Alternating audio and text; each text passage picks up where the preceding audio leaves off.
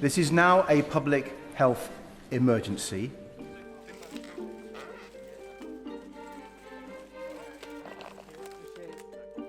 Was that the water interruption started happening on the 29th of November, and then residents were told repeatedly, don't worry, we're going to get to it, we're going to get on top of it.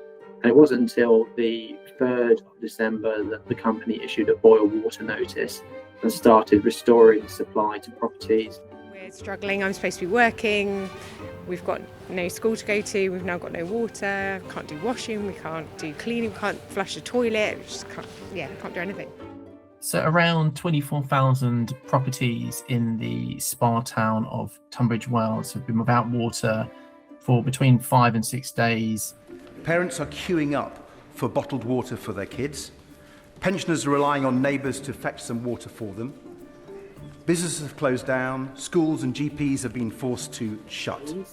Water has now come back on, but I've been speaking to people and they are going to have to boil the water before they drink it for at least 10 days. So South East Water, the water company involved, that serves parts of Sussex and Kent, and they have a water treatment works, temporary treatment works, where they have said a bad batch of chemicals, which probably refers to some of the coagulants that they use to get some of the impurities out of the water.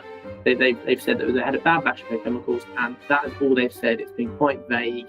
Crisis management from South East Water has been absolutely appalling. We've had to push them to set up water bottle distribution sites for people to go and pick up water. The communications has been terrible from the firm. Each time, as the Prime Minister said today in Prime Minister's questions, they said that the water will be on in 12 hours and then it keeps slipping and keeps slipping and keeps slipping. The company, so Dave Hinton is the CEO of South East Water.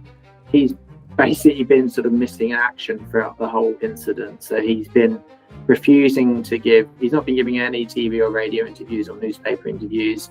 And his team have said that he will not be talking to the media until after the incident is over. So the local MP has been, Mike Martin, who's Lib Dem MP for Tunbridge Wells. He's been calling for David Hinton to step down, and that resulted in quite an extraordinary phone call between the pair, which Mike was telling me about, where the boss of the company basically phoned the MP up and tore into him. I too have heard South East Water say, as he rightly says, actually Sunday into Monday, Monday into Tuesday, and Tuesday into Wednesday, that they were sorting it, and they still haven't sorted, and there's really serious consequences. And we are bearing down on that, as he would expect, because it's such a serious issue. They've got issues elsewhere in their catchment. So, for example, Ardingly Reservoir, which is one of their main two reservoirs, that's really low at the moment. It's at 44%.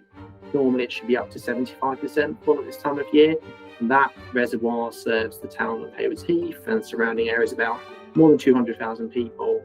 And they are basically looking at an emergency plan to build a pipeline from that reservoir to another reservoir to top it up. So that, whether that actually ends up with a crisis like we've seen in Tunbridge Wells remains to be seen, but it's certainly a possibility.